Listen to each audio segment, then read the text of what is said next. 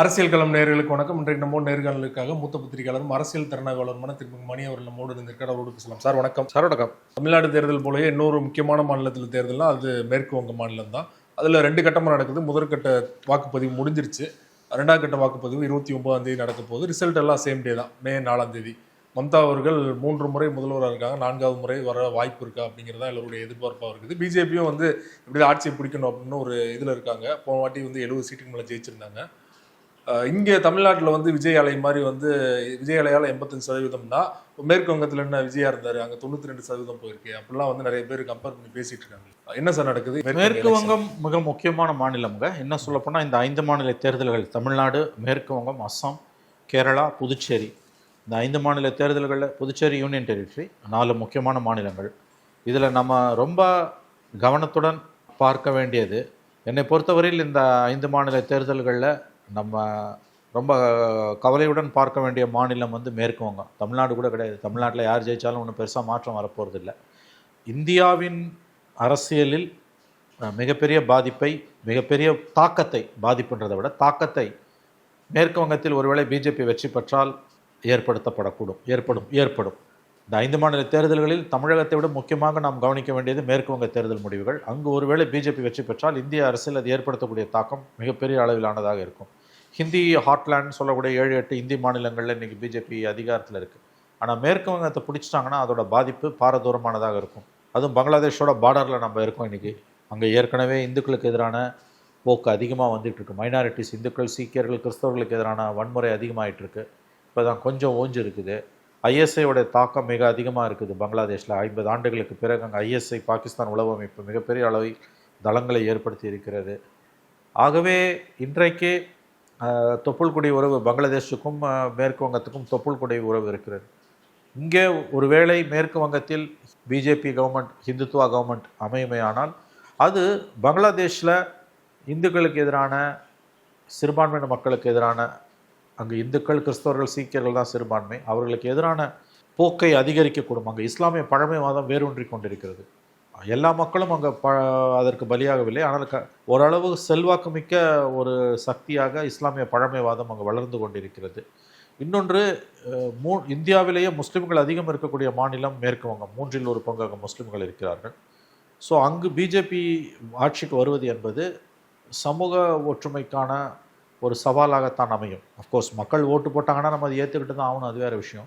எஸ்ஐஆரில் அங்கே 92 லட்சம் பேரை நீக்கியிருக்காங்க. அதில் 3 மாவட்டங்கள் முக்கியமாக பார்க்கப்படுது. அந்த 3 மாவட்டங்களில் 27 லட்சம் பேர் நீக்கப்பட்டிருக்காங்க. அதில் பெரும்பாலானவர்கள் முஸ்லீம்கள். ஸோ மேற்கு வங்கம் இந்தியாவின் மிக முக்கியமான மாநிலம். What Bengal thinks today India will think டுமாரோன்னுவாங்க. வங்கம் இன்று என்ன யோசிக்கிறதோ அதை நாளை இந்தியா யோசிக்கும்வாங்க. இந்தியாவோட அரசியல் தலைநகரம் பெங்கால் தான்.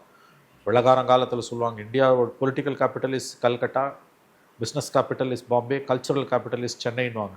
பொலிட்டிக்கல் கேபிட்டல்னா அது என்ன காரணம்னா அரசியல் அங்கே ரொம்ப அதிகமாக வெள்ளக்காரனுக்கு எதிரான மிகப்பெரிய அளவில் சுதந்திர போராட்ட காலம் வீறு கொண்டு எழுந்தது மேற்கு வங்கத்தில் தான் எழுந்தது. அன்றைய ஒன்றுபட்ட இந்தியாவில் மேற்கு வங்கம், பங்களாதேஷ் எல்லாம் சேர்ந்து வங்க பிரிவினை 1905 பங்களாதேஷ் இந்தியா வங்கத்தை 2ஆக பிரித்தான் வெள்ளக்காரன். அப்புறம் மறுபடியும் 1911 சேர்த்து வச்சான். அப்போ மிகப்பெரிய அளவில் கலகம் வெடிச்சு. 1943 வங்கத்தில் மிகப்பெரிய அளவில் பஞ்சம் ஏற்பட்டது, பெங்கால் ஃபெமைன் வாங்க. ஸோ இதெல்லாம் வச்சு பார்க்கும்பொழுது இந்திய சுதந்திர வரலாறு, 200 ஆண்டுகால இந்தியாவின் சுதந்திர வரலாறு நீங்கள் படிப்பீர்களே ஆனால் அதில் மேற்கு வங்கம் அன்றைய ஒன்றுபட்ட வங்கதேசத்தின் பங்கு என்பது மிக மிக மிக மிக முக்கியமானது.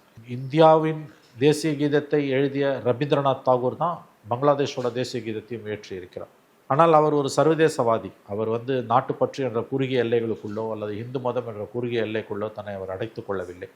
ஆனால் பிஜேபி இன்னைக்கு வந்த பிறகு ரவீந்திரநாத் தாகூருக்கு முன்னால் தோன்றிய பங்கிம் சந்திர சாட்டர்ஜி எழுதிய வந்தே மாதரம் அதை முன்னிறுத்துறாங்க. அவர் ஹிந்துத்துவ மனப்பாங்குள்ளவர். அவரும் தேசபக்தர் தான், மிகச்சிறந்த கவி. அவரும் ஒரு மிகச்சிறந்த தேசபக்தர். ஆனால் தாகூர் அளவுக்கு பங்கிம் சந்திர சாட்டர்ஜிக்கு பரந்த மனம் கிடையாது. அதனால தான் அவர் எழுதிய கவிதையில் 2 வரிகளை எடுத்துகிட்டு தான் நேரு அதை அந்த பாடலே வச்சார். இன்றைக்கி அந்த பங்கிம் சந்திர சாட்டர்ஜி தான் பிஜேபி தூக்கி பிடிக்குது. கடந்த 2011 அங்கே மேற்கு வங்கத்தில் மம்தா பானர்ஜி ஆண்டு கொண்டிருக்கிறார். 3 முறை வெற்றி பெற்று 4வது முறை வெற்றி பெறுவாரா என்ற எதிர்பார்ப்பை ஏற்படுத்தியிருக்கிறார். பிஜேபி மேற்கு வங்கத்தில் ஒரு வலுவான கட்சியாக இருக்கிறது. இப்போ தமிழ்நாட்டில் ஒரு ஆட்சி மாற்றம் ஏற்பட்டதுன்னா அதை பயன்படுத்தி கொள்ளக்கூடிய வல்லமை பிஜேபி கிடையாது. ஏன்னா அவங்களுக்கு 6% 8% தான் ஓட்டு. ஆனால் மேற்கு வங்கத்தில் அவங்களுக்கு 38-39% ஓட்டு இருக்குது. கிட்டத்தட்ட 39% வாக்குகள் இருக்குது. 78 எம்எல்ஏக்கள் இருக்காங்க. 3ல் ஒரு பங்கு முஸ்லீம் இருந்துமே இந்த அளவுக்கு இருந்தும் 3ல் ஒரு பங்கு முஸ்லீம் இருந்தும் அவங்களுக்கு வந்து 38-39% 39% வாக்குகள் இருக்குது. மம்தா பானர்ஜிக்கு எதிரான அலை வந்து அங்கே பெரிய அளவில் வீசுது. ஆனால் 5 ஆண்டுகளாலே பெரிய அளவில் ஆன்டி இன்கம்பன்சி பயங்கரமாக இருக்குது. ஆன்டி இன்கம்பன்சி அதிபயங்கரமாக இருக்குது மேற்கு வங்கத்தில். ஆனால் எஸ்ஐஆரில் வந்து மோடி அரசு எலெக்ஷன் கமிஷன் செய்த அட்டூழியத்தால் வந்து சிறுபான்மையின மக்கள் வந்து கணிசமான அளவு ஏற்கனவே இருந்ததை விட அதிகமாக மம்தா பின்னால் திரண்டு இருக்கிறார்கள். பெண்கள் வாக்குகள் அவர்கிட்ட இருக்குது. அவங்க வந்து தமிழ்நாட்டில் நம்ம பெண்களுக்கு 1000 ரூபாய் கொடுக்குறோம் இல்லையா, அந்த மாதிரி அவங்க 1500 ரூபாய் கொடுக்குறாங்க. அதில் தலித்து பெண்களுக்கு 1700 ரூபாய். ஸோ பெண்கள் வாக்குகளை குறி வச்சு தொடர்ந்து அவர் செயல்படுகிறார் மம்தா பானர்ஜி. பிஜேபியாக தான் நாங்கள் ஆட்சிக்கு வந்தால் 3000 ரூபாய் வேணுமா கொடுப்போம்னு சொல்லியிருக்காங்க. இன்றைக்கி எல்லாருமே பெண்களை வச்சு இன்றைக்கி வந்து பெண் வாக்காளர்களை குறிவைத்து தான் அரசியல் செய்கிறார்கள். அது மேற்கு வங்கத்திலும் தொடர்கிறது. ஸோ மேற்கு வங்க தேர்தல் முடிவுகள் இந்திய அரசியலில் பாரதூரமான விளைவுகளை ஏற்படுத்தும். ஒருவேளை மம்தா பானர்ஜி தோற்று போனால் நிச்சயமாக வந்து இந்தியாவின் மதச்சார்பற்ற அரசியலுக்கு, செக்குலர் பாலிடிக்ஸ்க்கு கண்டிப்பாக அது ஒரு பேரிடியாக, பெருத்த இடியாக அமையும். ஆட்சி மாற்றம் வருவதற்கான வாய்ப்புகளும் அங்கே இருக்கின்றன என்று தான் கூறுகிறார்கள். ஹெவி போலிங் அதற்கு ஒரு உதாரணம். எல்லா இடத்துலையும் ஹெவி போலிங் ஆட்சி மாற்றத்துக்கான அறிகுறி தான் பொதுவாக. ஓகே, அப்படி பார்க்கும்பொழுது மேற்கு வங்கத்தில் வந்து இது எஸ்ஐஆருக்கு எதிராக, மோடி அரசுக்கு எதிராக கிளர்ந்து எழுந்தாலும் எஸ்ஐஆர் வந்து பிஜேபி பேக் ஃபயர் ஆயிருக்கும். அங்கே பிஜேபிக்கு அங்கே எஸ்ஐஆர் பேக் ஃபயர் ஆயிருக்குன்னு ஒரு கருத்து இருக்குது. ஓகே, அங்கே வாக்குகள் கணிசமாக குறைக்கப்பட்டிருக்கு. ஆனால் அதே நேரத்தில் வந்து ரொம்ப நாள் வாக்காளர்களாக இருந்தவர்கள், இராணுவ அதிகாரிகளாக இருந்து ஓய்வு பெற்றவர்கள், விருதுகளை பெற்றவர்கள், அதாவது வந்து இராணுவத்துக்கு கொடுக்கப்படக்கூடிய அந்த மெடல் எல்லாம் வாங்கினவங்கெல்லாம் இன்றைக்கி வந்து குடியுரிமை இல்லைன்னு சொல்லிட்டு அவங்களுடைய பெயர்கள் அடிக்கப்பட்டிருக்கின்றன. ஸோ அந்த மாதிரி பார்க்கும்பொழுது வந்து அது ஓரளவுக்கு பிஜேபிக்கு எதிரான உணர்வுகளை அங்கே தூண்டி தான் இருக்குது. ஆனால் அதே நேரத்தில் அங்கே போலி வாக்காளர்கள், ஏன்னா அங்கே மிகப்பெரிய அளவில் வந்து ஊடுருவல்காரர்களுக்கு வாக்குகள் கொடுக்கப்பட்டிருக்கு. அது 50 வருஷமாக 55 வருஷமாக நடந்துகிட்டு இருக்கு அட்டூழியம். அது வந்து காங்கிரஸ் சிபிஎம் இருக்கும்பொழுது வந்து அது மிகப்பெரிய அளவில் வந்து வாக்கு வங்கி அரசியலுக்காக பங்களாதேஷ்லேருந்து ஊடுருவியவர்களுக்கு அவங்க ஊக்குவித்தார்கள் என்பது உண்மைதான். ஆனால் பிஜேபி கவர்மெண்ட் இன்றைக்கி எலெக்ஷன் கமிஷன் மூலமாக செய்யக்கூடிய அந்த எஸ்ஐஆரில் நியாயமான வாக்காளர்களையும் அவங்க அடிச்சுக்கிட்டு இருக்காங்க, தங்களுடைய வாக்கு வங்கி இல்லைன்னு சொல்லிட்டு. அதில் முஸ்லீம்களை குறிவைத்து அடிக்கிறார்கள் அவங்க. ஸோ இந்த சிக்கல் அங்கே இருக்குது. எஸ்ஐஆருக்கு எதிரான உணர்வு இருக்கிறது. அதற்கு இணையாக என்ன சொல்லப்போனால் அதை விட அதிகமாக மம்தா பானர்ஜிக்கு எதிரான உணர்வும் அங்கே இருக்கிறது. அதிகப்படியான வேலையில்லா திண்டாட்டம் தலைவிரிச்சாடு. உங்களுக்கு தெரியும், நம்ம சென்னையில் ஆகட்டும், தமிழ்நாட்டில் ஆகட்டும், மேற்கு வங்கத்தில் வந்து ரொம்ப பேரை நீங்கள் பார்ப்பீங்க. இந்த மைக்ரண்ட் ஒர்க்கர்ஸ் தமிழ்நாட்டில் இருக்கும் எந்தெந்த மாநிலம்னு பார்த்தீங்கன்னா வெஸ்ட் பெங்கால், பீகார், ஜார்க்கண்ட், ஒடிசா, இந்த மாதிரி ஒரு 4-5 மாநிலங்கள் கிழக்கிந்தியாவில் தான், ஈஸ்டில் தான் வருவான். இவ்வளோ நாள் சுதந்திரத்துக்கு வாங்கி 78 வருஷம் பொறுத்தும் சிபிஎம் இடதுசாரிகள் 34 வருஷம் ஆண்ட பிறகும், மம்தா பானர்ஜி 15 வருஷம் ஆண்ட பிறகும், அதுக்கு முன்னால் காங்கிரஸ் ஆண்ட பிறகும் ஏன் வந்து உங்களுக்கு வந்து வேலை தேடி அங்கேருந்து ஓடி வரும்? வேலை இல்லை, ஏன்னா இன்வெஸ்ட்மெண்ட்டு கிடையாது.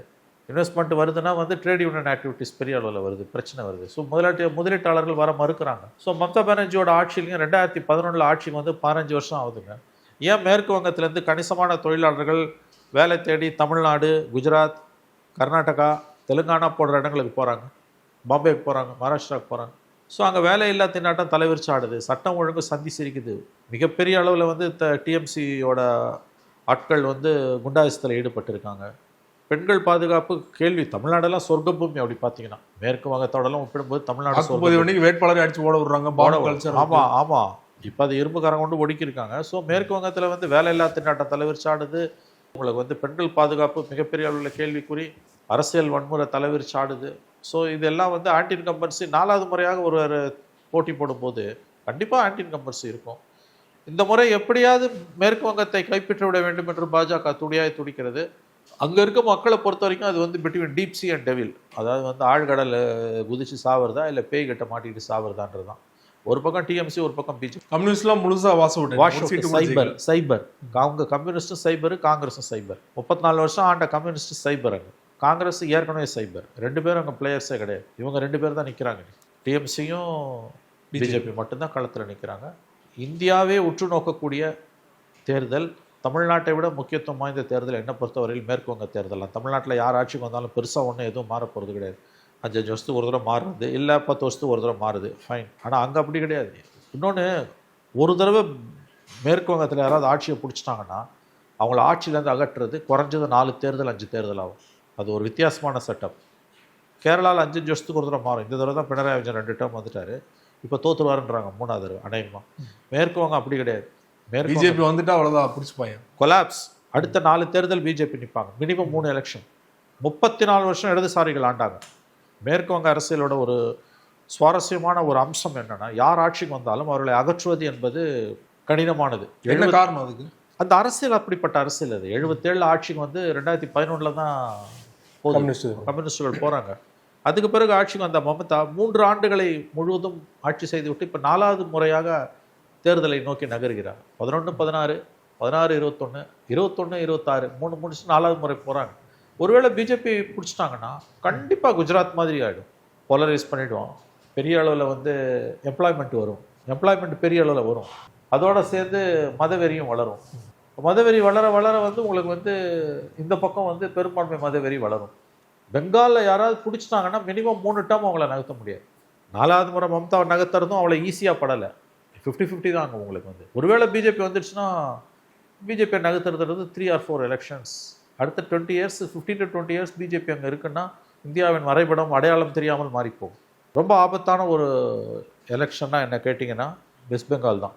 எனவே மக்கள் தீர்ப்பு எதாக இருந்தாலும் நம்ம ஏற்றுக்கிட்டாகணும், அது வேறு விஷயம். ஆனால் கவனத்தில் கொள்ள வேண்டியது இந்திய அரசியலில் பாரதூரமான விளைவுகளை ஏற்படுத்தக்கூடியது மேற்கு வங்க தேர்தல்கள் தான். நிறைவாளர்கள் பிரச்சாரத்திலே அவ்வளோ அடித்தடி, அதுக்கப்புறம் வாக்குப்பதிவு அன்னைக்கு வேட்பாளரை அடிச்சு ஓட விடுவாங்க. இப்போ ரிசல்ட் அன்னைக்கு யார் ஜெயிச்சாலும் தோத்தாலும் பெரிய அளவில் கலவரம் உள்ள வாய்ப்பு இருக்கு. இந்த தடவை வைலன்ஸ் ரொம்ப கம்மிங்க. ஃபர்ஸ்ட் கம்மி, ரொம்ப கம்மி. மேற்கு வங்க தேர்தலில் ஒவ்வொரு முறையும் பூத் கேப்சரிங், வெடிகுண்டு வீச்சு, வேட்பாளர்கள் கொல்லப்படுவது, ஆதரவாளர்கள் கொல்லப்படுவது பயங்கரமா. ஒவ்வொரு போல் வயலன்ஸ்லையும் போலிங் டே அன்னைக்கு வயலன்ஸில் வந்து சர்வசாதாரணமாக 10 பேர் 5 பேர் சாவாங்க. இந்த முறை அது இல்லை. இந்த முறை வந்து இரும்பு கரம் கொண்டு மத்திய அரசு எலெக்ஷன் கமிஷன் துணை இராணுவ படைகளை இறக்கியிருக்காங்க. அங்கே வந்து ஃபஸ்ட்டு ஃபேஸ் ஒரு மாதிரி, இப்போ இது ஒன்றுமே இல்லை இந்த வயலன்ஸு. செகண்ட் ஃபேஸில் வயலன்ஸ் வரக்கூடாதுன்னு நம்ம விரும்புகிறோம், நம்புகிறோம் வராதுன்னு. பட் அது உறுதியாக எதுவும் சொல்ல முடியாது. ரிசல்ட் அன்னைக்கு என்ன வேணால் நடக்கலாம். ஆனால் எலெக்ஷன் கமிஷன் கண்ட்ரோலில் தான் இருக்கும். அதனால் அது எப்படி கமிஷன் அதை ஹேண்டில் பண்ண போகுதுன்னு தெரியல. இப்போ இருக்கிறத வச்சு பார்க்கும்போது கடந்த கால வன்முறைகளை விட இந்த முறை குறைவாகத்தான் இருக்கும் என்று நாம் எதிர்பார்க்கலாம். அதுக்கான எல்லா அறிகுறிகளுமே தெரிகின்றன. ஐ திங்க் ஹெவி போலிங் 90% மேலே எல்லாம் போகுதுன்னா நிச்சயமாக செகண்ட் ஃபேஸ்லேயும் அதே அளவு இருக்க வாய்ப்பு. அது தெரியல, அது நம்ம பார்க்கணும். நான் புதன்கிழமை பார்க்கணும். பட் ஃபர்ஸ்ட் ஃபேஸோட இது வந்து எப்படியும் வந்து செகண்ட் ஃபேஸ்லையும் இருக்குன்னு தான் சொல்கிறாங்க. 90% மேலெல்லாம் போச்சுன்னா ஆட்சி மாற்றத்துக்கான வாய்ப்புகள் பிரகாசம் என்று தான் அர்த்தம். அடுத்த வாரம் பார்த்தீங்கன்னா ரிசல்ட் தெரிஞ்சிடும் நேரத்துக்கு, யாருக்கு மெஜாரிட்டி வருது, யாருக்கு மெஜாரிட்டி வரல, யார் சிஎம் ஆக போகிறாங்களா இல்லையா அப்படிங்கிறது. பலருமே பார்த்தீங்கன்னா முன்னாடி விஜய்க்கு டெபாசிட் கூட கிடைக்காது அப்படின்னு சோசியல் மீடியாவில் பேசினவங்க இப்போது ஓரளவு அவங்கள்ட்ட ஒரு சேஞ்ச் தெரியுது. விஜய் வந்து ஒரு 15% வாங்க வாய்ப்பு இருக்குது. பலருமே அவங்க விசாரித்த வகையில் அவங்க வீட்டில் இருந்து விசிலுக்கு போட்டிருக்காங்க, யாரை கேட்டாலும் விசிலுக்கு போட்டாங்கன்னு சொல்கிறாங்க அப்படின்னு கன்ஃபியூஸ்டாக இருக்காங்க நிறைய பேர். எதனால திமுக அதிமுக மேலே அவ்வளோ வெறுப்பா, இல்லைனா ஒரு திரை கவர்ச்சின்னு மட்டும் சொல்லிட முடியுமா விஜய் அவர்களுடைய? அது என்னன்றது அடுத்த வாரம் இந்நேரம் இப்போனா 5 மணி கரெக்டாக 4:50 திங்கக்கிழமை ஏப்ரல் 27 அடுத்த திங்கள் மே 4 இரவு மாலை 4:50 பிக்சர் கிளியராக இருக்கும், கம்ப்ளீட்டாக கிளியராக இருக்கும். யார் அடுத்த 5 ஆண்டுகளுக்கு ஆளப்போகிறார்கள் என்பது. ஆனால் இந்த ஒரு வாரம் பிரசவ வேதனை தொடரும், எல்லாருக்கும் தொடரும். பத்திரிகையாளர்களுக்கு மட்டுமில்லை, அதை விட அதிகமாக அரசியல்வாதிகளுக்கு தொடரும். கணிக்க முடியல, அதுதான் உண்மை. மேபி புதன்கிழமை எக்ஸிட் போல்ஸ் வரும்போது ஒரு டைரக்ஷன் தெரியலான்னு ஒரு சிலர் சொல்கிறாங்க. ஆனால் அதில் கூட இந்த முறை வந்து கரெக்டாக சொல்ல முடியுமான்றது தெரியல. ஏன்னா புதுசாக வந்த ஒரு ஆளை வாக்கு சதவீதமும் அதிகரிச்சிருக்கு. 85%க்கு மேலே போயிருக்கு. வரலாறுலே கிடையாது, தமிழ்நாடு வரலாறுலே 85% கிடையாது. இது 17வது பொதுத் தேர்தல். நாடு விடுதலை அடைந்த பிறகு நடக்கக்கூடிய 17வது பொதுத் தேர்தல். 1952 நடந்த முதல் பொதுத் தேர்தல், இது 17வது பொதுத் தேர்தல் அசம்பிளி. இதுக்கு முன்னால் 2011 78% போச்சு, ஆட்சி மாற்றம் வந்தது. ஆனால் 96 வந்து வெறும் 63%லேயே ஆட்சி மாற்றம் வந்தது. 2016 74% வந்து ஆட்சி மாற்றம் வரல. ஸோ எல்லாத்துக்குமான ஒரு உதாரணம் இருக்குது. பட் 80% கிராஸ் பண்ணுறதுன்றது டெஃபினட்டாக சம்திங் வெரி வெரி இன்ட்ரெஸ்டிங். அதை எப்படி போகுதுன்றது கணிப்பது கடினம் தான், நான் ஒத்துக்கிறேன். ஏன்னா கன்வென்ஷனல் விஸ்டம்னுவாங்க, பரம்பரை யூஸ்வலாக சாதாரணமாக இருக்கக்கூடிய தரவுகளின் அடிப்படையில் பார்த்தோன்னா ஹெவி போலிங் அதுவும் 80%லாம் கிராஸ் பண்ணுதுன்னா ஆட்சி. ஹெவி போலிங் இல்லை அப்படின்னு திமுக ஆதரவாளர் சொன்னாலும் டேட்டாவோட இந்துவில் போட்டிருந்தாங்க. அதுக்கப்புறம் இன்னைக்கு காலையில் கூட தினமலரில் கூட போட்டிருந்தாங்கன்னா 20 ஆண்டுகளோட ஒப்பிடும்போது இது வந்து சராசரி குறைவான சராசரி தான். இல்லை, அது நம்பர்ஸ் வச்சு தான் நம்ம பார்க்கணும். இப்போ அப்படி பார்த்தீங்கன்னா வந்து அதாவது நம்ம ஒரு விஷயத்தை வந்து 2 விதமாகவும் நம்ம பாதி தண்ணி இருக்குன்னு சொல்லலாம், பாதி எம்டின்னு நம்ம சொல்லலாம். அந்த மாதிரி வந்து பிடிச்சதை பேசுகிறோம், அவ்வளோதான் எல்லாருமே. இது ஹெவி போலிங் இல்லைன்னு டிஎம்கே ஈகோ சிஸ்டம் ஏன் வந்து டே ஒன்லேருந்து கதறாங்க? அப்புறம் என்ன பண்ணுறாங்க, இது ஹெவி போலிங் தான், ஆனால் ஆட்சி மாற்றத்துக்கான அறிகுறி இல்லை, இது வந்து எஸ்ஐஆரால் தான் ஹெவி போலிங்கிறாங்க. கோல் போஸ்ட்டை மாற்றிக்கிட்டே இருக்காங்க. ஏதாவது ஒன்று சொல்லு, இது ஹெவி போலிங் இல்லைன்னு சொல்லு, இல்லை ஹெவி போலிங் இருந்ததுனாலும் இது ஆட்சி மாற்றத்துக்கான அறிகுறி இல்லைன்னு சொல்லு. But definitely this is an important thing to consider. நீங்கள் வந்து 80% தாண்டி ஓட்டு போடுறாங்க அப்படின்னும் பொழுது பர்சன்டேஜ் வைஸ் தான் பேச முடியும் நான் நினைக்கிறேன். 80% தாண்டுறாங்க அப்படின்னும் பொழுது அது கடந்த காலங்களில் நீங்கள் பார்த்தீங்கன்னா தெளிவானதொரு அறிகுறி, ஆட்சி மாற்றத்துக்கான அறிகுறி. இந்த முறை அப்படி துல்லியமாக ஏன் சொல்ல முடியலன்னா, இருகூறா அரசுக்கு எதிரான வாக்குகள் இருகூறா பிளக்குது அதிமுக விஜய்னு, அல்லது அது இருகூறா பிளக்கில் ஒரு பக்கம் தான் அதிகமாக போயிருக்கு, ரெண்டு பேரில் யாரோ ஒருத்தருக்கு ஒன் சைடடாக போயிருக்கு அப்படின்னா ஆட்சி மாற்றம் வரும். அப்படி இல்லை அது பிளக்கப்பட்டது அப்படின்னா எக்ஸிஸ்டிங் பிளேயர்ஸ் இப்போ இருக்கவங்க கண்டினியூ ஆகலாம். திமுக ஆட்சி தொடர்வதற்கு இருக்கக்கூடிய ஒரே ஒரு வாய்ப்பு என்பது திமுகவுக்கு எதிரான வாக்குகள் இரண்டாக பிளக்கக்கூடிய அந்த ஒரு காரணத்தால் மட்டும்தான் அது ஆட்சி தொடர முடியுமே தவிர, மற்றபடி வந்து வாக்களித்தவர்களில் பெரும்பாலானவர்கள் அது கூடுதலோ குறைவோ 85%ன்றது சராசரியை விட அதிகமாக கூட எப்படி வேணால் நீங்கள் ஆர்கியூ பண்ணலாம். சதவீத கணக்கில் பார்க்கும்போது 85% மேலே வாக்களித்திருப்பவர்கள் அப்படியே பெரிய அளவில் வந்து வரிந்து கட்டி கொண்டு போய் ஆளும் கட்சிக்கு வாக்களிப்பார்கள் என்பதை நம்புவது கடினமான ஒன்று. சதவீத கணக்குப்படி பேசினாலுமே 2021 ஒருவேளை எஸ்ஆர் மூலமாக வாக்கள் நீக்கியிருந்தால் அப்போயே 82% போலிங் ஆயிருக்குன்னு ஒரு டேட்டா. இது ரொம்ப தப்பான ஆர்குமெண்ட். இப்படி நடந்திருந்தா அப்படி நடந்த ஆங்கிலத்தில் ஒரு சொல்லாடல் உண்டு, ifs and puts cannot change history. அப்படி நடந்ததுன்னா இப்படி நடந்திருக்கும், இப்படி நடந்ததுன்னா அப்படி நடந்திருக்கும். ஆனால் இப்போ டேட்டாவோட போட்டிருக்காங்க, தினமலர் யார் ஆதரவு நமக்கு தெரியும், அவங்களே போட்டிருக்காங்க இல்லையா. 2006 15% வந்து இன்க்ரீஸ் ஆயிருக்கு, 2011 10.21, 2016 14.36, 2021 7.21. 2026 பார்த்தீங்கன்னா 5.50%. நீங்க இந்த இன்க்ரீஸ் ஆன பர்சன்டேஜை ஏன் பேசுறீங்கன்ற நான் பர்சன்டேஜ் ஆஃப் போலிங் பர்சன்டேஜை பேசுன்றேன். நான் குறைஞ்ச பர்சன்டேஜ்லேயும் கவர்மெண்ட்ஸ் தூக்கி எறியப்பட்டிருக்கு. உதாரணத்துக்கு ஜெயலலிதா 96 தூக்கி அடிக்கப்பட்ட பொழுது 4 சீட்டு வாங்கி ஜெயலலிதாவே தோத்தாங்க. பதிவான வாக்குகள் 63% தான், ஜஸ்ட் 63%. அதே உங்களுக்கு வந்து 2011 வந்து 78% திமுக அரசு தூக்கி அடிக்கப்பட்ட போது ஜெயலலிதா வாங்கினது 78%.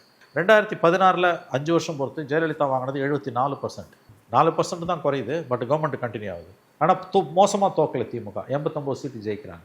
ஸோ இப்போ 2021 வந்து 73% என்னமோ வருது. அது வந்து கொரோனான்னு நமக்கு நாமளே சமாதானம் சொல்லிக்கலாம். எப்படி வேணால் ஒரு விஷயத்தை நான் டிஃபெண்ட் பண்ணுறதுன்னு முடிவு பண்ணிட்டேன்னா எனக்கு வசதியாக நான் புள்ளி விவரங்களை வளைச்சிக்க முடியும், தர்க்கத்தை வளைச்சிக்க முடியும், அவ்வளோதான். லூப் ஹோல் எடுத்துக்கலாம். 1000 லூப் ஹோல்ஸ் இருக்குது. அதுதான் நான் சொல்கிறேன். உங்களுக்கு வந்து இப்போ பாதி கிளாஸில் தண்ணி இருக்குன்னா பாதி எம்டியாக இருக்குன்னு சொல்லலாம், பாதி தண்ணி இருக்குன்னு நீங்கள் சொல்லலாம். சதவீத கணக்கு ஏன் நீ எடுக்க மாட்டேன்ற? இது வரைக்கும் வரலாறுலேயே இல்லாமல் 85% சார், 80% கிராஸ் பண்ணுறதுன்றதெல்லாம் வந்து சம்திங் அன்பிலீவபிள் சார். ஆனால் இதோட முடிவு என்னன்றதை கணிப்பது கடினம், அதை நான் ஒத்துக்கிறேன். திரும்ப நான் அதை சொல்கிறேன் நான். பட் இது வந்து ஒரு டிஸ்டர்பிங்கான ஃபேக்ட். டிஎம்கே ஈகோ சிஸ்டத்தை நீங்கள் கவனித்து பார்த்தீங்கன்னா ஒத்து பார்த்தீங்கன்னா போலிங் டே அன்னையிலேருந்து சாயங்காலத்துலேருந்து இது முதல்ல இது ஹெவி போலிங்கே இல்லைன்றாங்க. செகண்ட் என்ன சொன்னாங்க, ஹெவி போலிங்கால் எங்களுக்கு ஒன்றும் அதாவது திமுக ஒன்றும் பாதிப்பு இல்லைன்றாங்க. ஏடிஎம்கேக்கு தான் பாதிப்புன்றாங்க. மாற்றி ஏன் நீ சொல்கிற? ஏதோ ஒன்றை பேசு. இனி எஸ்ஐஆருக்கு பிறகு தான் அப்படின்றது ஒரு பார்ட்டு தானே ஒழிய எஸ்ஐஆர் மட்டுமே இதுக்கான ஒரு காரணம் நம்ம சொல்லிட முடியாது. அப்படி தான் நான் இதை பார்க்குறேன். இன்னொன்று ஃபிக்ஸடு ஓட் பேங்க்ன்றதே வந்து நீங்கள் பார்த்தீங்கன்னா வந்து அது வந்து இன்றைக்கு ஒரு மிகப்பெரிய அளவில் கேள்விக்குறியாக்கப்பட்டிருக்கு. இத்தனை பர்சன்டேஜ் இவங்களுக்கு இருக்குது, இத்தனை பர்சன்டேஜ் இந்த தேர்தல் அது உடஞ்சிருக்கு இல்லையா. பொதுவாகவே ஃபிக்ஸட் ஓட் பேங்க்ன்ற கான்செப்டே வந்து அண்டர் சீஜ் தான், அது வந்து கேள்விக்குறியாக்கப்பட்டிருக்குது. அப்படி பார்த்தா 96 எப்படி ஜெயலலிதா படுதோல்லியை சந்திக்கிறாங்க, மிக மோசமான தோல்வியை சந்திக்கிறாங்க ஜெயலலிதா அசம்பிளி எலெக்ஷனில். ஃபிக்ஸட் ஓட் பேங்க்ன்றது அப்படியே இருந்ததுன்னா அவங்க ஜெயிச்சிருக்கணும். 2001 அந்த அம்மா டிஸ்குவாலிஃபை ஆகியும் ஜெயிச்சு வராங்க. எப்படி வராங்க? 2011 வந்து 78%ங்க அதிமுக கூட்டணி 78%. தெரியுங்க. அப்போ கலைஞர் மிகப்பெரிய அலையன்ஸை வச்சுருந்தார், திமுக, காங்கிரஸ், பாமக, விசிகா. திமுகவால் 23 சீட்டு தான் வர முடிஞ்சது, எதிர்கட்சியாக கூட வர முடியல. அந்த 78% வந்து 5 வருஷத்தில் 74 ஆகுது, திமுக 89 சீட்டு வருது. ஆகவே எல்லாத்துக்கும் ஒரு உதாரணம் இருந்துக்கிட்டே இருக்குது. ஜென்ரலாக பர்செப்ஷன் வந்து உங்களுக்கு வந்து ஹெவி போலிங்கிறது 80% கிராஸ் பண்ணுதுன்னா தட் இஸ் கண்டிப்பாக வந்து அது ஆட்சி மாற்றத்துக்கான அறிகுறி என்பது தான் பரவலாக இருக்கக்கூடிய ஒரு புரிதல். இந்த முறை அது எப்படி போகும்னு நம்ம உறுதியாக சொல்ல முடியாது. நான் இதை ஏன் வந்து திமுக டிஸ்டர்ப் ஆகிருக்குதுன்னு சொல்கிறேன்னா, அவங்க ஈகோ சிஸ்டம் இது முதல்ல ஹெவி போலிங்கே இல்லைன்னாங்க, அப்புறம் ஹெவி போலிங் இருந்தாலும் இது எங்களுக்கு ஒன்றும் பாதிப்பு இல்லைன்றாங்க. மாற்றி பேச வேண்டிய அவசியம் என்ன வருது? நமக்கு வி டோன்ட் நோ, நம்ம யாருக்குமே தெரியாது என்ன நடக்க போகுது அப்படின்றது. பரவலாக நம்புற மாதிரி நானே பல முறை சொல்லியிருக்கேன், திமுக எதிரான வாக்குகள் இருபூராக உடையிறதால திமுக ஆட்சியை 118 சீட்டு வாங்கி பிரிவிக்க 133, 120 சீட்டு வாங்கி கூட தக்க வைக்க வாய்ப்புகள் இருக்குது. அதை மறுக்கல யாருமே.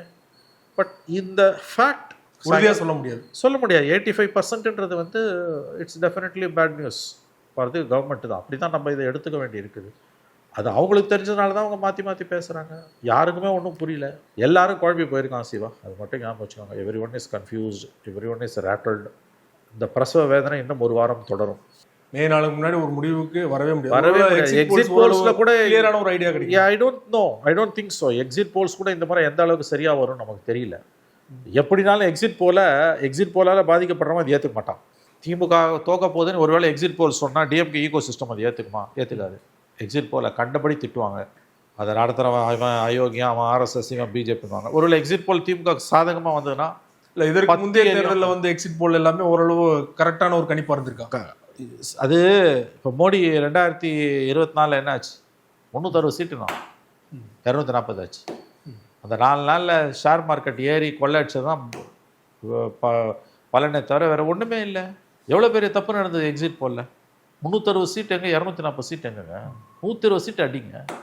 360 கொடுக்குறானா எவ்வளோ பெரிய அயோக்கியனுங்க அவனுக்கு எக்ஸிட் போலில். வழக்கமாக அப்படி நடக்காது. ஸோ இந்த மாதிரி எக்ஸிட் போல்ஸை கூட நம்ம எவ்வளோ தூரம் நம்ப முடியும்னு தெரியல. எனவே எக்ஸிட் போல்ஸ் வந்தாலும் 2 தரப்பும் அது ஏற்றுக்க போகிறது கிடையாது. ஒரு தரப்பு அதை எதிர்க்க தான் போகிறாங்க. கண்டிப்பாக நான் தான் சொன்னேன், திமுக எதிராக வந்தோன்னா திமுக எக்ஸிட் போலில் கண்டபடி திட்டுவாங்க. திமுக சாதகமாக வந்தோன்னா அவங்க அதை கொண்டாடுவாங்க. 5 நாளில் ரிசல்ட் வரப்போகுதுன்ற புத்தி கூட இல்லாமல் தான் அன்றைக்கி எல்லாரும் பிஹேவ் பண்ண போகிறோம். அவங்களுக்கு ஒரு காலம் அது எக்ஸிட் போல்லாம் ஒழுங்காக இருந்ததுன்றது ஒரு காலம். இன்றைக்கி நடத்துகிறவனுங்களும் யோகியானுங்க இல்லை, மக்களும் வந்து உண்மையை சொல்கிறது கிடையாது. அதனால் வந்து ரிசல்ட்டே வந்து உங்களுக்கு விஜய்க்கு போட்டவங்க எல்லாருமே நான் விஜய்க்கு போட்டேன்னு சொல்கிறாங்க. ஏடிஎம்கே போட்டவங்க வந்து சொல்ல மாட்டாங்க. ஏடிஎம்கே போட்டவங்க சொல்ல மாட்டேன்றான், டிஎம்கே போட்டவங்க சொல்ல மாட்டேன்றான். அதுதான் அது எக்ஸிட் போல் எப்படி வரப்போகுது? இப்போ சொல்கிறவங்களெல்லாம் வச்சு பார்த்தா விஜய் ஆட்சி அமைக்கணும், 140 சீட்டோ 160 சீட்டோ வரணும், அவ்வளோ பேர் சொல்கிறான். பார்க்குறவங்களாம் விஜய்க்கு ஓட்டு போட்டுறான். இந்த அனுபவம் எல்லாருக்கும் இருக்கும். உங்களுக்கும் இருக்கும், இவருக்கும் இருக்கும், அவருக்கும் இருக்கும். நம்ம யாருக்கு வேணால் போட்டிருக்கலாம். ஆனால் நம்ம 10 பேரை காட்டினா 7 பேர் விஜய்க்கு ஓட்டு போட்டுறான். இந்த அனுபவம் எல்லாருக்குமே இருக்குது. அந்த அடிப்படையில் நீங்கள் வச்சு பார்க்குறீங்கன்னா 140 சீட் வருமோ, 160 சீட் வருமோ தாவேக்காகன்னு தோணுது. ஆனால் அதுக்கு வர வாய்ப்பு இல்லைன்றது நமக்கு அதுவும் புரியுது. அவ்வளோ பெரிய வெற்றியை வந்து முதல் தேர்தலையே ஒருத்தரால் அச்சீவ் பண்ண முடியும். அவ்வளோ பெரிய மாற்றம்லாம் வர வாய்ப்பு இன்னும் தெரியல. ஏன்னா எங்கே என்னென்னமோ நடந்துக்கிட்டே இருக்குது. நம்மளால் கிரவுண்டில் வந்து ஏதோ சம்திங் இஸ் ஹேப்பனிங், அதை உண்மையிலே உணர முடியல. அடிப்படை நேர்மை உள்ளவர்கள் வந்து ஒப்பீனியன் போல்ஸ், எக்ஸிட் போல்ஸ் நடத்துகிறாங்கன்னா நம்பலாம். அது முழுக்க முழுக்க அயோக்கியர்களின் கூடாரமாக, புகலிடமாக மாறி போய்விட்டது. அதனால் யோகியர்கள் அதை வந்து விலைக்கு போயிட்டாங்க. ஒரு தொழில் வந்து அயோக்கியர்களின் கூடாரமாக மாறுதுன்னா, புகலிடமாக மாறுதுன்னா, அதில் பாரம்பரியமாக அதில் தொழில் தர்மத்தோடு இருந்தவன் அதுலேருந்து விலைக்கு போய்ட்றான். அதான் நடந்திருக்குது இன்றைக்கி எக்ஸிட் போல்லையும் ஒப்பீனியன் போல்லையும். நான் சொல்ல எழுதி வச்சுக்கோங்களேன், டிஎம்கே ஜெயிக்குதுன்னு வந்துன்னா அன்றைக்கி கொண்டாடுவானுங்க தலையில் வச்சு. திமுக தோகுது அல்லது இழுபறின்னு வருதுன்னா சாயங்காலம் டிவியில் வந்து பல்சுவை செய்திகள் அல்லது வந்து மாநாட மயிலாட இதெல்லாம் ஓடும். உங்களுக்கு வந்து திமுக ஜெயிக்குதுன்னு வருதுன்னு வச்சுக்கோங்க, ஒருவேளை திமுக தான் வெற்றி பெற போகுது அப்படின்னு வந்துன்னா அதை கண்டிப்பாக தலையில் வச்சு தூக்கி வச்சு கொண்டாடுவாங்க. அது என்ன ஆக போகுதுன்றது 4ஆம் தேதி தான் தெரியும் நமக்கு. இவ்வளோ இந்த முறை எக்ஸிட் போல்ஸோட அக்யூரசி வந்து சந்தேகத்துக்கூடமாக தான் இருக்குது. குறிப்பாக பலருமே பார்த்தீங்கன்னா கடந்த தேர்தலில் திமுக ஓட்டு போட்டவங்க பெரும்பாலும் வந்து நாங்கள் தாவேக்கு போட்டதாக சொல்கிறாங்க. அந்த அளவுக்கு வெறுக்க காரணம் என்ன சார்? திமுக அதிமுகவை உண்மையிலே மாற்ற வேண்டும், உண்மையிலே மாற்றத்துக்கான ஒரு தேவையும் மாற்றத்துக்கான ஒரு மாற்றத்துக்கான ஒரு ஒரு ஒரு ஏக்கம் கீழே இருக்குங்க. அது உண்மை. 2 பேரையும் மக்கள் வெறுக்கிறாங்க. 2 பேரையும் வெறுக்காங்க. வெறும் திமுகவை மட்டும் இல்லை, ஈக்குவலி ஏடிஎம்கேவை வெறுக்கிறாங்க. 2 பேரும் ஆண்டு கீழ்ச்சது போதும், புதுசாக ஒருத்தர் வரட்டும், அவர் தப்பு பண்ணால் அடுத்த எலெக்ஷனில் மாற்றிக்கலான்ற மாதிரியான ஒரு பேச்சு வந்து பரவலாக வருது. வெறும் அவர் திமுக ஓட்டை மட்டும் உடைக்கல, அதிமுக ஓட்டையும் உடைக்கிறாரு, நிறையாவே உடைக்கிறார் அதிமுக ஓட்டு. அதையும் புரிஞ்சுக்க முடியும். 2 பேரும் வேணான்றாங்க. இது பேட் நியூஸ் ஃபார் போத். முக்கியமான காரணம் என்ன வரும் நீங்க நினைக்கிறீங்க? என்னங்க கண்ணு முன்னால பாக்குறேங்க. இல்ல எதனால அவங்க இந்த அளவுக்கு இருக்கு? ஏன்னா அந்த அளவுக்கு வந்து தமிழ்நாடு ஒரு வளர்ச்சி அவனோட பார்வையில இருந்து பார்க்கும்போதுங்க, நம்ம வளர்ச்சி நம்ம பார்க்குறோம். அது ஈக்குவலா இன்னைக்கு வந்து உங்களால வந்து லஞ்சம் கொடுக்காம கவர்மெண்ட்ல ஏதாவது காரியத்தை சாதிக்க முடியுதா? உடனே என்ன பண்றாங்க, லஞ்சம் வந்து யூனிவர்சல் ஃபினாமினான்றாங்க. ஊர்ல சாதிக்க முடியுதா இல்லையா? திராவிட மாடல் ஆட்சியில் லஞ்சம் கொடுக்காம எதையாவது சாதிக்க முடியுதா? வேலை வந்து உனக்கு படித்தவனுக்கு காசு கொடுக்காம வேலை கிடைக்குதா? வந்து வட இந்தியாவை விட நம்ம பெட்டரு, அதெல்லாம் கரெக்டு. ஆனால் எத்தனை நாளைக்கு இந்த கம்பேரிசனில் வண்டி ஓட்டுவீங்க? இது ஏன் வந்ததுன்றது வந்து டிபேட்டபிளுங்க. ஆனால் அது இருக்கா இல்லையான்றதான் இன்றைக்கி கேள்வி. கரப்ஷன்றது வந்து எல்லா இடத்துலையும் இருக்குன்னும் போதுங்க, அதில் வந்து இன்ஹியூமன் கரப்ஷனாக இருக்குது பார்த்தீங்களா? ஹாஸ்பிட்டலில் வாங்குகிற லஞ்சம், வேலைக்கு வாங்குகிற லஞ்சம், படித்தவனுக்கு வந்து அந்த வேலையை கொடுக்காம காசை வாங்கிட்டு கொடுக்கறது. இப்போ இதெல்லாம் வந்து உங்களுக்கு வந்து கீழே வந்து உங்களுக்கு வந்து ஒரு வெறுப்பை ஏற்படுத்து. 2வது வந்துங்க, பூச்ச நாச்சம் இல்லாமல் அப்பட்டமான விளம்பர அரசியல், இது குடும்ப அரசியல் பண்ணுறாங்க. இதெல்லாம் வந்து உங்களுக்கு வந்து மக்கள் மத்தியில் ஒரு கடுப்பு தானே ஏற்படுது. குடும்ப அரசியல் பண்ணுறது, வாரிசு அரசியலில் தூக்கி பிடிக்கிறது, அதை நியாயப்படுத்துறது, கொஞ்சம் கூட கூச்சப்படாமல் நியாயப்படுத்துறது. அப்போ இதெல்லாம் எந்த விதமான உணர்வுகளை ஏற்படுத்தும்? ஸ்டாலின் வந்து இந்த இடத்துக்கு வரத்துக்கு 50 வருஷம் ஆச்சு, அவர் வாரிசுன்னு யாருமே சொல்லலை. ஆனால் உதயநிதி இந்த 5 வருஷத்தில் நீங்கள் திணிச்சிங்கல்ல, அது இன்றைக்கி காட்டுது உங்களுக்கு. அது இன்றைக்கி உங்களுக்கு காட்டுது. இதெல்லாம் சேர்ந்து தான் அந்த பக்கம் போகுது. Cumulative effect. இவ்வளோ விஷயமும் சேர்ந்து தான் விஜய் பக்கம் போகுது. இல்லாத ஒன்றுலேருந்து இருக்கிற ஒன்று வந்துட முடியாது. எவ்வளோ வேணால் விஜய் இழிவுபடுத்திக்கோ, அசிங்கப்படுத்திக்கோ, பட் ஏன் மக்கள் இவங்க பின்னால் போகிறாங்கன்னா இதுதான் காரணம். ஊழல், குடும்ப அரசியல், கூச்சநாச்சல் இல்லாமல் வாரிசு அரசியலை நியாயப்படுத்துறது, கேட்டால் அவன் பண்ணலையா இவன் பண்ணலையான்றது. இன்னொரு பக்கம் தனக்கு தானே விளம்பரத்தை ஏற்றிக்கிறது. 10 ரூபாய் ஒரு சாதனை பண்ணால் 10,000 ரூபாய் விளம்பரம், திருமண பக்கம்லாம் விளம்பரம். இதெல்லாம் வந்து முக சுளிப்புகளை தான் ஏற்படுத்தும். அந்த காலத்தில் கட் அவுட் வச்சாங்க ஜெயலலிதா. எங்கே திரும்பினாலும் கட் அவுட். 91, 96 தோற்று வீட்டுக்கு போன போது 2001 தான் புத்தி வந்து கட் அவுட் வைக்கிறது ஸ்டாப் பண்ணாங்க. இன்றைக்கி கட் அவுட்டுக்கு பதிலாக நீங்கள் சோஷியல் மீடியாவில் விளம்பரத்தை பண்ணுறீங்க. எங்கே திரும்பினாலும் விளம்பரம் இருக்குது. இது வந்து எதிர்மறையாக தான் திரும்புன்ற புரிதலே உங்களுக்கு இல்லை. தோற்று வீட்டுக்கு போகும்போது தான் அது புரியும். குறிப்பாக இவ்வளோ மக்கள் நம்பி போடுறாங்க ஒரு மாற்றத்தை எதிர்நோக்கி. அந்த மாற்றத்துக்கு சரியான நபர் நினைக்கிறீங்களா? சரியான நபர் இல்லைங்க அவர். அதுதான பிரச்சனையே. அவருக்கு இவ்வளோ செல்வாக்கு இருக்குங்கன்னு நான் சொல்கிறேன் வழியா. அவர் மாற்றத்தை கொடுப்பார் நான் எங்கே சொன்னேன்? நீ மாற்றி பேசணும். எங்கடா மாற்றி நான் பேசினேன்? உனக்கு புத்தி இல்லை, உனக்கு கண்ணும் இல்லை, காதும் இல்லை, படித்தாலும் உனக்கு புரியறதுக்கு அறிவும் இல்லை. நான் அங்கே ஒன்று பேசுகிறேன், இங்கே ஒன்று. எங்கடா பேசுனேன்? அங்கே ஒன்று, இங்கே ஒன்று. விஜய்க்கு வெற்றி பெற வாய்ப்பு இருக்குன்னு சொல்கிறேன். விஜய் வந்தால் நாடு சுபிட்சமாக இருக்கும், நாடு வழங்கும்னு எங்கேயாவது சொன்னேன்னா? விஜய் மாற்றுன்னு எங்கேயாவது சொல்லியிருக்கேன்? ஒரே ஒரு வீடியோ காமி. எங்கேயாவது ஒரு இடத்துல நான் விஜய் ஒரு நல்ல மாற்றுன்னு எங்கேயாவது சொல்லியிருக்கேன்? ஒரு வீடியோ காமிங்க. எங்கெங்க சொன்னேன் நான்? இப்போ நீங்கள் ஸ்ட்ரைட்டாக கேட்குறீங்க, நான் சொல்கிறேன் விஜய் ஒரு நல்ல மாற்றான்னு நீங்கள் கேட்குறீங்க. இல்லைங்க, மாற்று இல்லை. இதை விட மோசமாக போவோம். இதை விட மோசமாக போக வாய்ப்பு இருக்குன்னு தெரிஞ்சு தான் நான் அவர் ஓட்டு போடுறேன்றான். இதுக்கு என்ன சொல்லுவீங்க? விஜயால் மாற்றத்தை கொடுக்க முடியுமானா கொடுக்க முடியுன்றான் முதல்ல. அப்புறம் நம்ம கேட்குறேன், ஏங்க இவ்வளோ அனுபவம் உள்ள கட்சி திமுக, அவங்களாலே முடியல, இவங்களால முடியும்னா கொஞ்சம் யோசிச்சுட்டு முடியாதுங்க, பரவாயில்ல, ஆனால் குத்தலாம். 2 பேரும் கொள்ளை அடிச்சாங்க, புதுசாக ஒருத்தன் வந்து கொள்ளை அடிக்கிட்டு பச்சையாக சொல்கிறாங்க. அப்போ தெரிஞ்சே இது மாற்று இல்லை, இது ஆல்டர்னேட்டிவ் கிடையாதுன்னு தெரிஞ்சே குத்த தயாராகிட்டாங்கன்றது தான் அவங்களோட மனநிலை, உளவியல். ஓட்டு போட்டவனோட மனசு தெளிவாக இருக்குது. இவர் தேனும் பாலும் ஓடும், இவர் வந்தால் எல்லாத்தையும் மாற்றிடுவார், இவர் வந்தாரும் அப்படியே எல்லாத்தையும் சாதிச்சிடும். ரியாலிட்டி அது இல்லை. அவங்களுக்கே தெரியுது அவரால் ஒன்றும் பெருசாக சாதிக்க முடியாதுன்னு. என்ன சொல்லுவீங்க அதுக்கு நீங்கள்? என்னமோ நடக்குதுங்க, ஒரு அண்டர் கரண்ட் இருக்குது, எங்கேயோ டிஸ்டர்ப் ஆகுது பெருசாக. அது எங்கே போய் முடியும்? யாருக்கு போய் பெரிய பாதிப்பு, யாருக்கு சிறிய பாதிப்பு? அது 2 பேருக்கு ஈக்குவல் பாதிப்பா? ஏதோ சம்திங் இஸ் ஹேப்பனிங்கிறது மட்டும் தெரியுது. ஸோ யாருக்கும் மெஜாரிட்டி இல்லாமல் கூட போகலாம். இதை நம்ம எப்படி மெஜாரிட்டி இல்லாமல் போனோம்னா அது அடுத்த கட்டமாக எப்படி போகும்னு நினைக்கிறீங்க? போச்சுன்னா இப்போ மோடி கவர்மெண்ட் விளையாடும், கவர்னர் விளையாடுவார். யாருக்கும் மெஜாரிட்டி இல்லைன்னா கவர்னரோட ப்ரெரோகேட்டிவ் தான் யாரை கூப்பிடணும், யாரை கூப்பிடக்கூடாது ஆட்சி அமைக்கணும். சிங்கிள் லார்ஜஸ்ட் பார்ட்டி தான் கூப்பிடணும். சிங்கிள் லார்ஜஸ்ட் பார்ட்டி டிஎம்கே வருது, ஆனால் கவர்னர் வந்து கூப்பிடாமல் தகராறு பண்ணுறான்னு என்ன பண்ணுவீங்க நீங்கள்? சிங்கிள் லார்ஜஸ்ட் பார்ட்டியாவது சரி கூப்பிட்றாருன்னா நீ வந்து ஒரு வாரத்துக்குள்ளே மெஜாரிட்டி நிரூபிடுவாங்க. இவங்களுக்கு மெஜாரிட்டி எங்கேருந்து வரும்? ஆள் பிடிக்கணும். அப்போ ரெசார்ட் பாலிடிக்ஸு. யாருக்கும் மெஜாரிட்டி இல்லைன்னா என்ன நடக்கும்னா இதெல்லாம் நடக்கும். சிங்கிள் லார்ஜஸ்ட் பார்ட்டியை தான் கவர்னர் கூப்பிடணும்.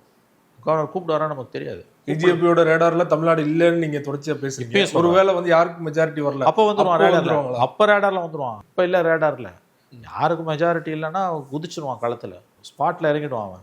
கவர்னர் ரிமெம்பர், இன்னொரு விஷயம் புரிஞ்சுக்கோங்க, நமக்கு ஃபுல் டைம் கவர்னர் இல்லை. இதை பேசுகிற எவனுமே இதை பேச மாட்டேன்றான். We don't have a full time governor. நமக்கும் இல்லை, கேரளாவுக்கும் இல்லை. இப்போ நமக்கு மெஜாரிட்டி இல்லை அப்படின்னா ஒரு வேளை யாருக்கும் கிடைக்கலன்னா கவர்னர் இங்கே இருக்கவே மாட்டார். இருந்தால் தானே நீ போய் காப்ப. அவர் திருவாண்டரத்தில் இருப்பார். அங்கேயும் பிரச்சனைனா டெல்லியில் உட்காந்துருப்பார். ஜெயலலிதா சசிகலா சிஎம் ஆகும்போது கவர்னர் தப்பிச்சு ஓடினார் தெரியுமா டெல்லிக்கு. ஊட்டியில் இருந்த கவர்னரு 2:30 மணிக்கு தீர்மானம் போடுறானுங்க, சசிகலா தான் எம்எல்ஏன்னு. 3 மணிக்கு ஊட்டியில் மலையிலேருந்து இறங்கி 4:30 மணி ஃப்ளைட்டு பிடிச்சி டெல்லிக்கு ஓட்டார் கவர்னர். அந்த மாதிரி வந்து உங்களுக்கு ஃபஸ்ட்டு டைம் தமிழ்நாடு சட்டமன்ற தேர்தல் வரலாறுல தேர்தல் நடக்கும்போது ஒரு ஃபுல் டைம் ஆளுநர் நமக்கு இல்லை, பொறுப்பாளுநர் தான் இருக்கார். இப்போ கவர்மெண்ட் வந்து விஷமம் பண்ணுறான், பிஜேபி கவர்மெண்ட் விஷமம் பண்ண முயற்சி பண்ணுறான். தெளிவாக ஒரு பக்கம் வந்துடுச்சுன்னா பிரச்சனை தீர்ந்துதுங்க. டிஎம்கேக்கு வந்துடுது 140 சீட்டு, பிரச்சனை தீர்ந்துடுச்சு. சிம்பிள். 2 நாள் 3 நாளில் கவர்னர் பதவி கூப்பிடணும், சிஎம் ஆகிடுவார் மறுபடியும். That is over, business over. உங்களுக்கு ஒருவேளை யாருக்கும் வரலன்னா அல்லது இழுபறியில் வந்து நிற்குது, அப்போ தான் அமித்ஷா ஆட்டம் ஆரம்பமாகும், மோடி ஆட்டம் ஆரம்பமாகும். அதுக்கெல்லாம் வாய்ப்பு இருக்கா என்ன புரியல. அதுதான் பிரசவ வேதனை தொடரும் இன்னும் 1 வார காலத்துக்கு. குறிப்பாக விஜய் மேலே எந்த எதிர்பார்ப்பு இல்லை, மாற்றம் வராட்டினாலும் பரவாயில்லன்னு சொல்லிட்டு ஓட்டு போட்டிருக்காங்க. ரிசல்ட் அன்னைக்கு பார்த்தீங்கன்னா ஒருவேளை விஜய் பெரிய அளவில் வாக்கு சதவீதம் எடுப்பார், சீட்டாக கன்வெர்ட் ஆகல, விஜயால் சிஎம் ஆக முடியலன்னா அன்னைக்கு நிறைய ஒரு அசம்பாவிதம் நடக்கும். நான் இப்போ வீடியோவில் நிறைய நடக்கக்கூடாது, சிஎம் ஆகலைன்னா திமுக மறுபடியும் ஆட்சிக்கு வந்தேன்னா நானும் செத்துருவேன், என் குழந்தைக்கு மருந்து கொடுத்துலாம் கொண்டுருவேன் அப்படிலாம். இதெல்லாம் தப்புங்க. எனக்கு தெரிஞ்சு இதெல்லாம் ஒளிபரப்பக்கூடாது, இப்படிலாம் வீடியோ போடக்கூடாது, தப்பு. இதெல்லாம் என்னங்க, இதெல்லாம் நீங்கள் ஊக்குவிக்கிறீங்க. இது இந்த மாதிரி சம்பவங்கள் வந்து காப்பி கேட் கில்லிங்னு வாங்க உளவியல்ல. ஒருத்தன் பார்த்து கொலை பண்ணிட்டான் ஒரு விதமான, அதே மாதிரி கொலை இன்னொரு இடத்துல நடக்கும். தட்ஸ் காட் காப்பி கேட் கில்லிங்னுவாங்க. அது மனசு வந்து அப்படி விரும்பும், அது உளவியல் சிக்கல். அது இந்த மாதிரிலாம் பேசுறதே தப்பு சிவா. இதெல்லாம் கேவலமான புத்தி. இதெல்லாம் இதை கொண்டாடுறதும் இந்த வீடியோஸை ஃபார்வர்டு பண்ணுறதுமே ரொம்ப ரொம்ப கேவலமான காரியம். இல்லை, இந்த அளவுக்கு இருக்காங்களே மக்கள், அதுதான் பிரச்சனையே. That is the problem. நீங்கள் ஒரு புது விதமான எதிரியோட நீங்கள் டீல் பண்ணிட்டு இருக்கீங்க. எதிரினா ஒரு பிளேயரை சொல்லணும், எதிரினா நமக்கு எதிரி இல்லை. புது விதமான ஒரு கேரக்டரை நீங்கள் பார்க்குறீங்க. நான் விஜய் ஓட்டு போடல. இது இன்னொரு விஷயம், குழந்தைங்களா ஒரு பெரிய அளவில் இன்னைக்கு பயன்படுத்திக்கிட்டு இருக்காரு. அது ரொம்ப தப்பு.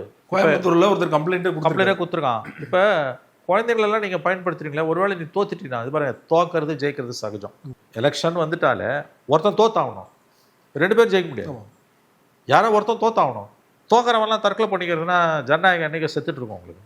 அப்போ இந்த மாதிரி பேச்சு, அதுவும் குழந்தைங்ககிட்ட போய் இப்படிலாம் பயன்படுத்துறதுன்றதுலாம் வந்து இந்த மாதிரியான முடிவுகள், இத்தகைய சிக்கல்கள் குழந்தைகளை நோக்கி நகருதுன்னா அது ரொம்ப ஆபத்தானது. இப்படிப்பட்ட வீடியோஸை வந்து ஏன் ப்ரொமோட் பண்ணுறாங்க? ஐ திங்க் தொலைக்காட்சிகள் ப்ரொமோட் பண்ணல, இண்டிவிஜுவலாக ரீல்ஸ் மாதிரி போடுறாங்கன்னு நினைக்கிறேன். யூடியூப் சேனல்ஸ் தான் போடுறாங்க. தப்புங்க. யூடியூப் சேனல்ஸ் போடுறாங்கன்னா எனக்கு தெரிஞ்சது ரொம்ப தப்பு. இது விஜய் அவர்கள் பிரச்சாரத்தின் போதே சொன்னது ஒரு பக்கம் இருந்தாலும், போலிங் நடந்த மறுநாள் பார்த்தீங்கன்னா அறிக்கை வெளியிடுறாரு. அந்த அறிக்கையிலையும் தான் குட்டி நண்பா நண்பீஸ் நீங்கள் வந்து ரொம்ப உதவி அப்படிலாம் போடுறாரு இல்லையா? நந்தனத்தில் பேசும்போது ஃபைனலில் கடைசி கூட்டத்தில் அவர் பேசுனதுங்க. அது அடம் பிடிச்சி வீட்டில் ஓட்டு போடுவீங்க. ஆமாம், சாக்லேட் வாங்கணும், ஐஸ்கிரீம் வாங்கினா அப்படி நீங்கள் உங்களால் சாதிச்சிக்க முடியாது. அந்த மாதிரி வந்து அப்பா அம்மா, அண்ணன் தம்பி, அண்ணன் அக்கா, பெரியப்பா பெரியம்மா, சித்தப்பா சித்தி, அத்தை மாமா எல்லாரையும் நீங்கள் வந்து தாவேக்காக ஓட்டு போட வைக்கும். அந்த மாதிரியே வந்து கேட்டிருக்காங்க நிறைய பேர். வீடியோஸ்லாம் பார்க்கணும். ரொம்ப தப்பான அணுகுமுறை. சரி, முடிஞ்சு போச்சு தேர்தல். இப்போ ஒருவேளை தோத்துட்டின்னா வேறு மாதிரி அசம்பாவிதமாக தவறான முடிவுகள் எடுக்கிறதுக்கு நான் எடுப்பேன்னு பேசுகிறாங்க சில பேர். அந்த வீடியோஸ் எல்லாம் பரவுது. ரொம்ப கேவலமான காரியம் அதெல்லாம். அது குழந்தைகள் மத்தியில் இதை கொண்டு போகிறதுன்றது வந்து ரொம்ப ரொம்ப, அதாவது மனநோயின் உச்சம் இதெல்லாம். இது ஒரு இந்த மனநோய். தோக்கிறவனா நான் செத்துருவேன்றதுனா என்ன இது பேச்சு? இது விஷம் குச்சி செத்துருவேன். அது ஒரு பொம்பளை, எனக்கும் என் பிள்ளைக்கும் விஷம் குத்துருவேன், எனக்கும் நானும் விஷம் குச்சிடுவேன். பிள்ளைக்கு விஷம் கொடுக்குறன்ற வார்த்தைலாம் வாயிலேருந்து ஏன் வருது? நிறைய அசம்பாவிதம் நடந்துருமோ அச்சம் இருக்கிறதா நிறைய பேர். ஆனால் எழுதுறத மறுக்க முடியாது இல்லையா? எனக்கு தெரியல சிவா. நடக்கக்கூடாது, கண்டிப்பாக நடக்கக்கூடாது, நடக்கக்கூடாது, நடக்கக்கூடாது. பட் நம்மளால் என்ன பண்ண முடியும்? அரசாங்கத்தாலேயும் ஒன்றும் பண்ண முடியாது. கவர்மெண்ட் என்ன பண்ணும்? வீட்டுக்குள்ளே நடக்குது, 4 சவுத்துக்குள்ளே நடக்குது, போலீஸ் எப்படி தடுக்க முடியும்? அப்படி எழுதுறதே தப்புங்க. அப்படி எழுதுறவங்கள பேசுகிறவங்கள நம்ம ஊக்குவிக்கக்கூடாது. ரொம்ப தப்பான பாதையில் போகுது இது. ஒரு எலெக்ஷனில் தோத்தா என்ன, ஜெயிச்சா என்ன? உங்களுக்கு வந்து திமுக எத்தனை எலெக்ஷனில் தோற்றுருக்கு, அண்ணா திமுக எத்தனை எலெக்ஷனில் தோற்றுருக்கு. இப்போ வந்த முதல் எலெக்ஷன்லேயே எங்களுக்கு நான் சிஎம் ஆகணும், இல்லைனா அவர் சிஎம் ஆகணும், இவர் சிஎம் ஆகணும் எதிர்பார்க்குறதே அடிப்படையே புரியலையே உங்களுக்கு. இவ்வளோ ஓட்டு போட்டு கூட தோக்கலாமே. வரலாறு இருக்குல்ல தோத்த வரலாறு. ஆக இவையெல்லாம் தவறான அணுகுமுறை. சிரஞ்சீவி கிட்டத்தட்ட 20% ஓட்டு வாங்கினாரு பார்த்தீங்கன்னா, ஒரு 7 சீட்டோ 8 சீட்டோ. ஆமாம், ரொம்ப ரொம்ப தவறான அணுகுமுறை. இதை அது சமூக வலைதளங்கள் வந்ததால் இந்த வியாதி பரவுது. இப்போ இது ஒரு நோயாக பரவிட்டு இருக்கு. இது முழுவதும் தடுக்கப்பட வேண்டும். ஆனால் யார் தடுப்பா என்னன்றது தான் நமக்கு புரியல. நான் அரசியல்வாதிகளை இந்த விஷயத்தில் நம்ப முடியாது. ஜெயிக்கிறது ஒன்று தான் அரசியல்வாதிகளுக்கு நோக்கம். ஜெயிக்கிற அரசியல்வாதி இதை பற்றி கவலைப்பட மாட்டான், சாகணும். தோக்கிற அரசியல்வாதி நானே தோத்துட்டேன், எவன் சேர்த்து எனக்கு என்னங்க. அப்போ அரசியல்வாதிகள் இதை தடுக்க மாட்டாங்க. சிவில் சமூகம் தான் இதை தடுக்கணும். எப்படி தடுக்க முடியும் தானே தெரியல நமக்கு. விஜய்கிட்ட தான் அந்த அறிக்கை வரணும். தேர்தல் முடிவுகள் எதிரானாலும் யாரும் உயிரை மாய்த்து கொள்ள வேண்டாம், யாரும் விபரீதமான முடிவுகளுக்கு போக வேண்டாம். தோப்பது ஜெயிப்பது சகஜம், ஜனநாயகத்தில் நாம் தொடர்ந்து போராடும்னு முதல் அறிக்கை விஜய்கிட்டேருந்து வரணும். அவர் நினைச்சாதான் தடுக்க முடியும். வேற யார் நினைச்சாலும் தடுக்க முடியும். அவர் அமைதியாக இருக்காருன்னா இந்த பாவத்தில் அவருக்கு பங்கு இருக்குன்னு அர்த்தம். ரொம்ப நன்றி சார். போலிங் கொடுத்து நிறைய விஷயங்கள் பேசணும். ரிசல்ட் வந்ததுக்கப்புறம் தொடர்ந்து பேசலாம். நன்றி.